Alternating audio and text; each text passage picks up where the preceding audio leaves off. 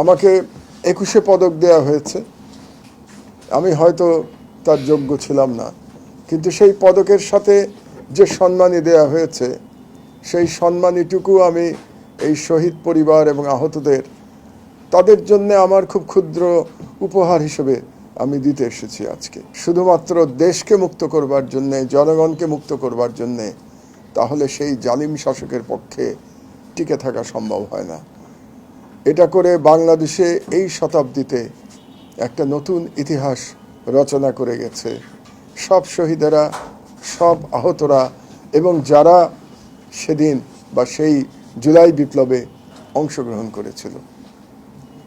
আমি আজকে এসেছি আমার কৃতজ্ঞতা বোধ থেকে, সেই বাচ্চাদের প্রতি আমার কৃতজ্ঞতা জানানোর জন্য আমি আজকে এসেছি। এবং একটু আগে খুব ছোট একটা অনুষ্ঠান যেটা আপনারা দেখলেন, যে আমাকে 21 পদক দেয়া হয়েছে।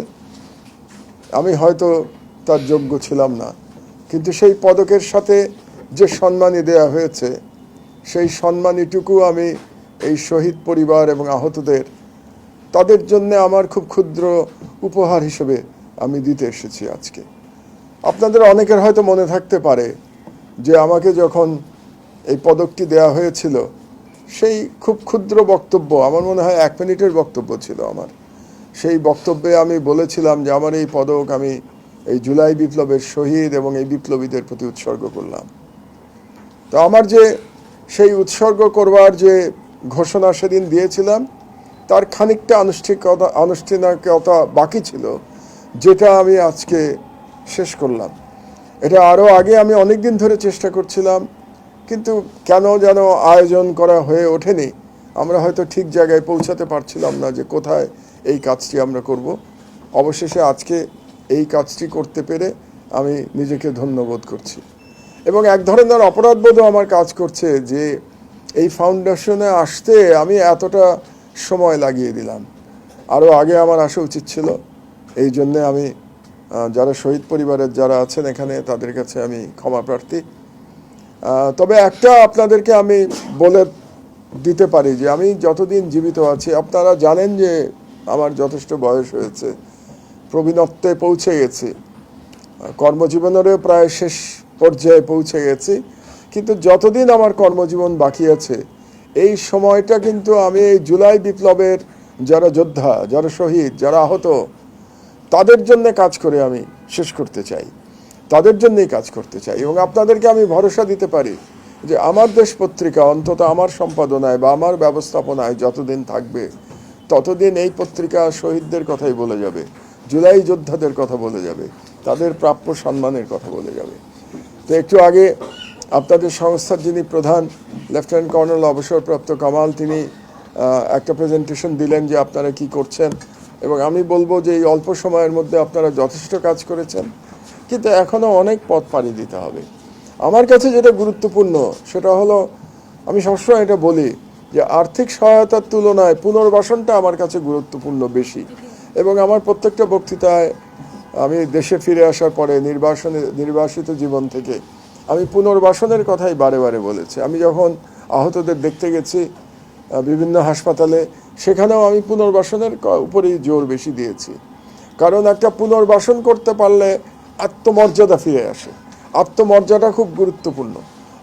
যারা দেশের জন্য জীবন দিয়েছেন তাদের প্রতি এটা আমাদের মিনিমাম রেসপন্সিবিলিটি যে তারা যেন আত্মমর্যাদা নিয়ে বাকি জীবন চলতে পারেন, যারা আহত এবং যারা শহীদ হয়েছেন তাদের পরিবারও যেন সেই আত্মমর্যাদা নিয়ে তাদের জীবন চালাতে পারেন। সেই জন্যে সমাজের যারা আমরা আছি আমাদের প্রত্যেকের দায়িত্ব তাদের পুনর্বাসনে সহায়তা করা। তো আমি এই অনুষ্ঠানের মাধ্যমে আজকে এই মহান জুলাই বিপ্লবের প্রায় প্রারম্ভে দাঁড়িয়ে আমি সমাজের সকল জ্ঞানী গুণী বুদ্ধিজীবী রাজনীতিবিদ এবং অর্থশালী যারা আছেন তাদের প্রতি আহ্বান জানাবো যে আপনারা সমন্বিতভাবে আপনারা জুলাই শহীদ স্মৃতি ফাউন্ডেশনকে সহযোগিতা করুন, সহায়তা করুন, যাতে আমরা প্রত্যেকটা আহত যারা হয়েছেন, প্রত্যেকটা শহীদ পরিবার তাদের পুনর্বাসনের জন্য কাজ করতে পারি। এবং আপনাদের প্রতিও আমার এই অনুরোধ থাকবে যে আপনারা মাত্র 2 মাস হলো দায়িত্ব নিয়েছেন, আমি জানি, এখনো সময় খুব যায়নি।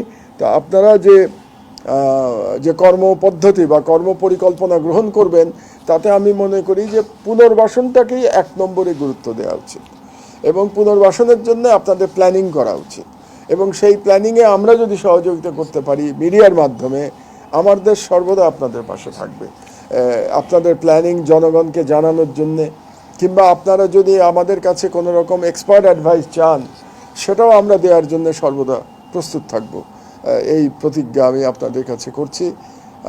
এবং আপনারা সবাই মিলে যে কাজ করছেন, এবং এখানে শহীদ পরিবারের যিনি সেক্রেটারি, তিনি একজন শহীদ মা, তার প্রতি আমার সম্মান, শ্রদ্ধা, পরিবারের প্রতি শ্রদ্ধা, তার ছেলের বিদেহী আত্মার প্রতি শ্রদ্ধা জানাচ্ছি।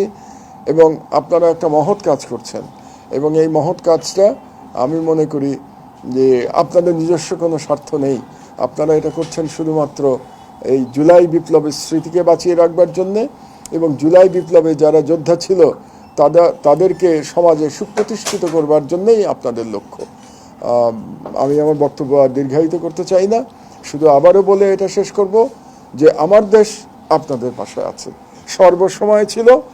স্বাধীনতা মানে মুক্তির আগেও আমার দেশ আপনাদের পাশে ছিল, এই লড়াইয়ের পাশে ছিল, এখনও আছে, ইনশাআল্লাহ ভবিষ্যতেও আমার দেশ আপনাদের পাশেই থাকবে। আপনারা শুধু বলবেন যে আমার দেশকে কি করতে হবে, আমরা সর্বদা প্রস্তুত থাকব আপনাদেরকে সহযোগিতা করবার জন্য।